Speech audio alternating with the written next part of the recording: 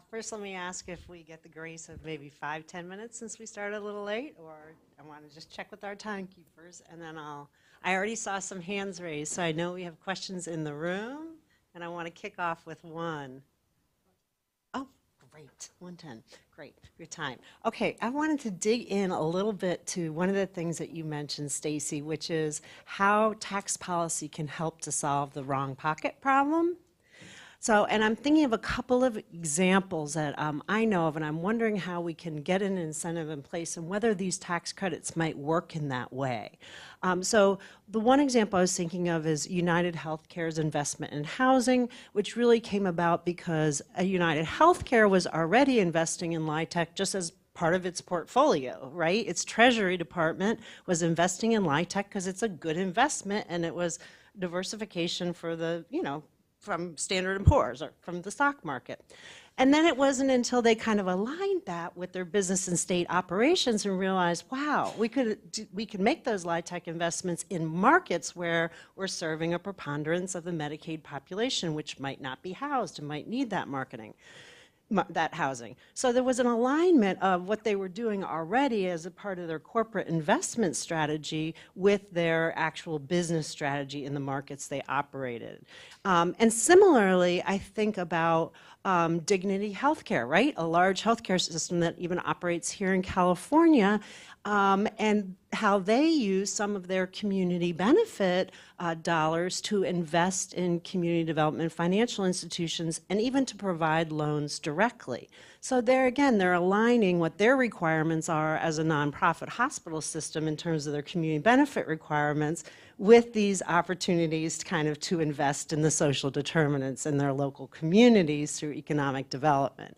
So those are two examples, right? Insurers and hospitals are definitely one place we want to look to providing an incentive and trying to solve that. But I really want to get to that wrong pocket problem. Like, how can tax credits create a market that solves the wrong pocket problem?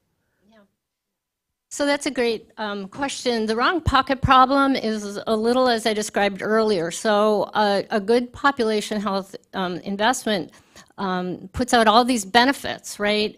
It reduces healthcare costs, it increases healthiness, it increases long lives, it increases people's income, it can reduce criminal justice costs. I mean, it's really pretty amazing when you start to look at it. But again, it's distributed over a lot of different people, and it's not clear that any one sector, especially because we're so siloed in government, right? Because this is when I was budget director, right? Everybody's like, no, this is my budget, and I don't care if it saves you money. It doesn't save me money. I ain't investing in it, right? So what a tax credit could do, and I'll give you the example.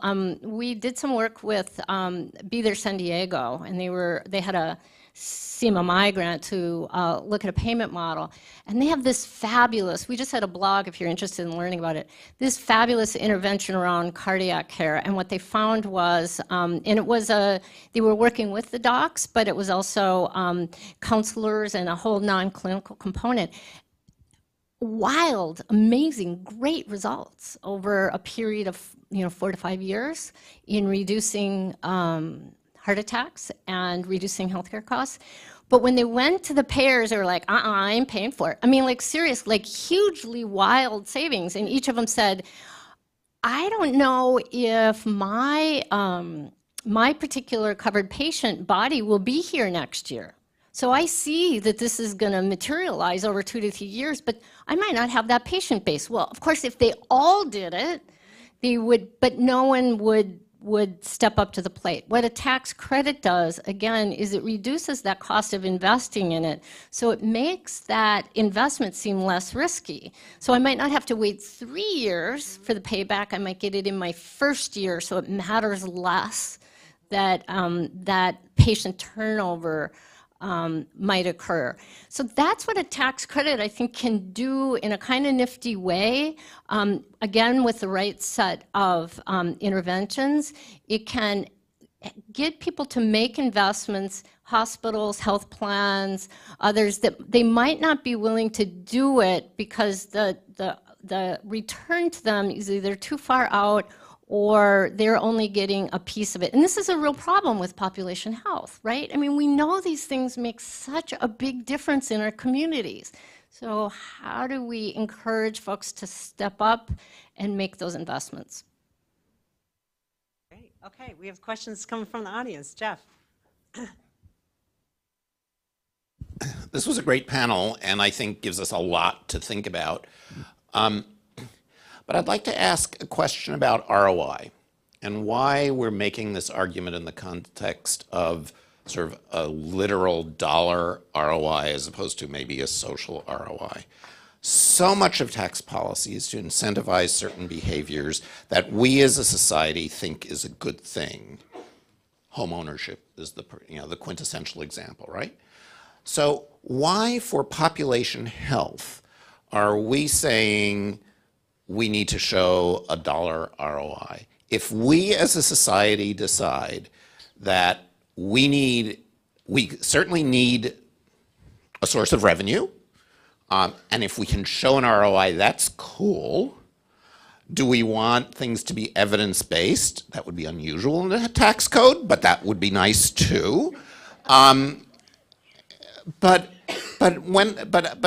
this dollar return is worrisome because it will limit us in the kinds of interventions that we can support, even though over the long term there may be others which will be of greater value to society. So I have to stand for this one because this might be my favorite question of all time. I could not agree more. Let me just start there. In fact, I've written several blogs and talked about this. I think we need to be very careful in population health that we aren't, like, let's face it, right? The medical industry is not exactly like, we're not exactly spending to standards of ROI, right? So are we setting ourselves up for a standard that nobody else is being held accountable to? I am with you 100%. I totally agree. Why did we talk about it here then? It goes back to Javier's example of the politics as well as the good policy. State governments, and where is Nick still here? Nick said to me when he first looked at my paper, you know, this takes money away from state governments if you do tax credits, right? And it does. So we're trying to show, yes, but there's a set that you can invest in that you will actually be better off. So why aren't you at least doing those? Now, if you can convince a state to go way beyond that and invest in all sorts of things that don't have financial ROI, I think that would be awesome. What we were simply trying to do is to say there's, at a minimum threshold, a set of stuff that we should be able to convince our policymakers about, because even the financial ROI is there, and then you get all the other ROI to go along with it.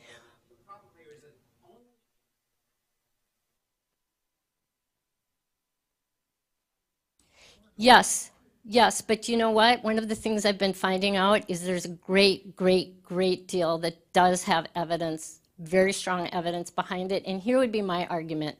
How much of it are we doing now? Not enough. And so if we can at least start there, I'm not going to argue your point because I agree with you.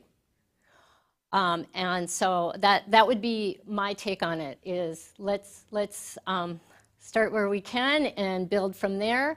If states and folks can do more, I think that would be awesome. Oh, Ann, that's your job. Sorry. Pointing to him too, but you had your hand up, sir, earlier. Yeah. Yes. So on this tax credit for the wellness fund. So the government, you know, the corporation donates to the wellness fund and the government gives them back a tax credit for that. Is that how it works? So why doesn't we just cut out all that and the government, instead of giving back to the corporation the tax credit, put that money directly into the wellness fund? Amen. Yeah, great.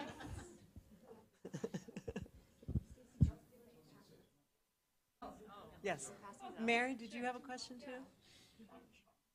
Yeah. I was thinking about some of the existing tax credits and whether or not you might be able to piggyback on an existing one so that it's not such a heavy lift. For example, in a lot of states, they want to encourage new entrepreneurial businesses to get up and starting. And if you added in something related to, job development for underrepresented populations in that, tech or something related to education for STEM or on and on and on. Are you familiar with programs that have done that? No, I know that there's, and Maggie Cook has looked at, there are a number of ideas around adding on to low-income housing tax credit to go beyond, and that could be done in a number of different ways to start to add on a service component, perhaps. I think one of the beauties of, and probably one of the drawbacks of a tax credit is kind of you're getting it, I mean, the creativity there's actually quite a lot you could do when we put our mind to it and start to, I think the key will be really understanding your state conditions, both the infrastructure, the political environment, the other tax structures that you could build off or shape around. It's a great suggestion. I was thinking about that in regard to the wellness tax that was established in the ACA for workplace wellness. It's very similar to the concept that you put forward, Nina. Yeah. Okay, we have maybe time for one more question. You had a question back. Yeah. The pre-beginner category on tax policy as well, but my understanding is that there's a lot of evidence that the earned income tax credit actually is effective at reducing poverty and inequality. So I'm just curious why you're not, if we do believe, as I do, that poverty and inequality are amongst the key drivers of our health inequities and poor health outcomes, why wouldn't we just be focused on taking something that's already in existence that we know works and expanding it?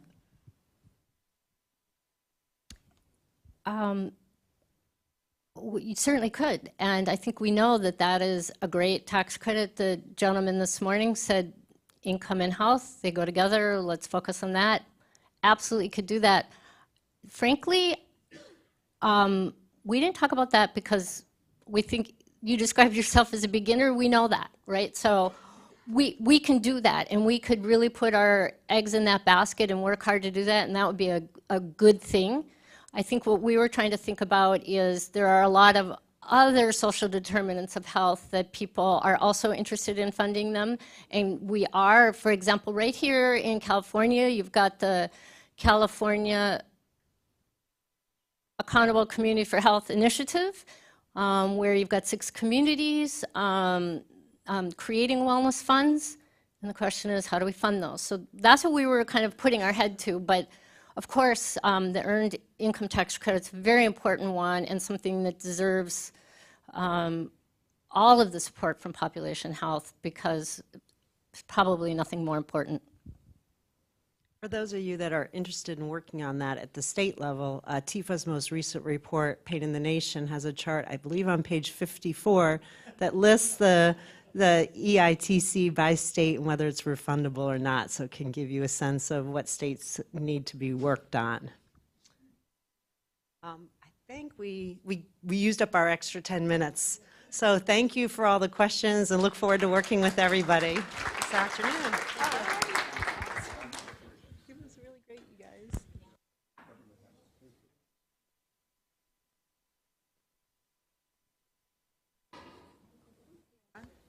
We have folders that have our mock legislation in them if you just want to, if you're interested.